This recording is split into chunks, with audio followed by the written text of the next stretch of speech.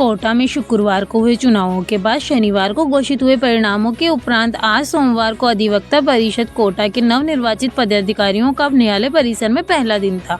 नवनिर्वाचित कार्यकारिणी के स्वागत में वकीलों और वरिष्ठ अधिवक्ताओं के बीच जबरदस्त उत्साह देखने को मिला। परिषद के सभी नए पदाधिकारियों का वकीलों ने ढोल नगाड़ों के साथ गर्मजोशी से स्वागत किया। वहीं पूरा कोर्ट परिसर एकजुटता और उत्सव का प्रतीक बन गया।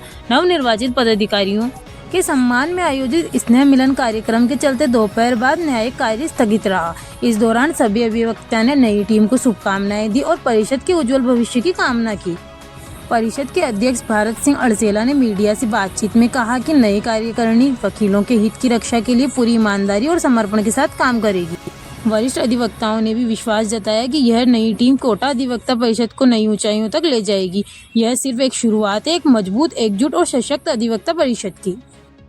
आपने चुनाव से पहले कुछ वादे किए थे, जिस संदर्भ में आपने नवीन अधिवक्ताओं के बारे में, वेलफेयर के बारे में और विकास के बारे में बताया था और पूर्व दमनकारी नीतियों को हटाने के बारे में किया था। मैंने नवीन अधिवक्ताओं के बारे में निर्णय किए हैं जो पूर्व कार्यकारिणी द्वारा दमनकारी नीति अपनाकर जो उनको वोटिंग पावर से वंचित किया गया है उनको वोटिंग पावर दिलाई जाएगी, वेलफेयर का लाभ दिया जाएगा, साथ ही अदालत में ड्रेनेज सिस्टम को दुरुस्त किया जाएगा और सभी अधिवक्ताओं को कल्याण हेतु में काम करूंगा, सबको साथ लेके काम करूंगा। धन्यवाद। अभिभाषक परिषद के चुनाव में आप मुख्य निर्वाचन अधिकारियों में से रहे थे और आपको सीनियर अधिवक्ताओं के रूप में देखा जाता है। इस चुनाव के बारे में क्या कहना चाहेंगे और किस प्रकार से देखते हैं आप इस विजय को? ये विजय एक निष्पक्ष विजय रही हुई है और इसमें जो मेरे को कार्यक्षेत्र दिया था वह था सीनियर सिटीजन्स जो ऊपर चढ़ नहीं सकते थे या फिर कोई विकलांगता की श्रेणी में आते हैं या जिनके स्टंट डले थे, जो शारीरिक आवश्यकता रखते हुए थे, उनको नीचे आकर के वो सब सुविधाएं प्रदान करना। और वो इतनी निष्पक्षता से की गई कि हम पहले से कम 25 सालों से इस तरह की प्रक्रियाओं में नियमित रूप से भागीदारी निभाते रहे हैं। अभिभाषक परिषद के चुनाव में इस बार अधिवक्ताओं की क्या भूमिका रही और आपकी क्या अपेक्षा रहेगी भविष्य के लिए? मैं एडवोकेट ललित नागर।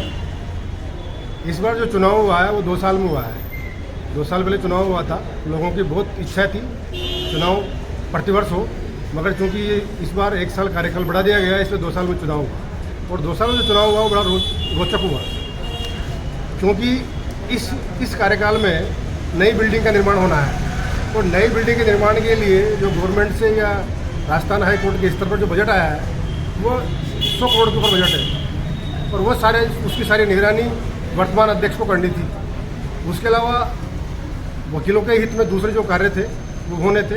इन सारी चीज़ों को देखते हुए ये चुनाव हुआ और चुनाव में जो पुराना अध्यक्ष और वर्तमान जो चुनाव लड़ रहे थे उन लोगों के बीच में आपसी मतभेद चले आ रहे थे, उससे और चुनाव रोचक होगा। क्या करेंगे सर? जैसा कि मेरे को सभी अधिवक्ताओं ने प्रेम मोहब्बत से चुना है और पुस्तकालय सचिव का पद दिया है मेरे को। अभी जो वर्तमान में पुस्तकालय भवन है काफ़ी अव्यवस्थित है, इसको मेरे को सुधारना है, नई किताबों का ऑर्डर देना है, नई किताबें लानी काफ़ी सारी और 1-2 कंप्यूटर और लगवाने हैं यहाँ पर, ताकि आम अधिवक्ता आके अपनी ज़रूरत के हिसाब से कानून ढूंढ सके।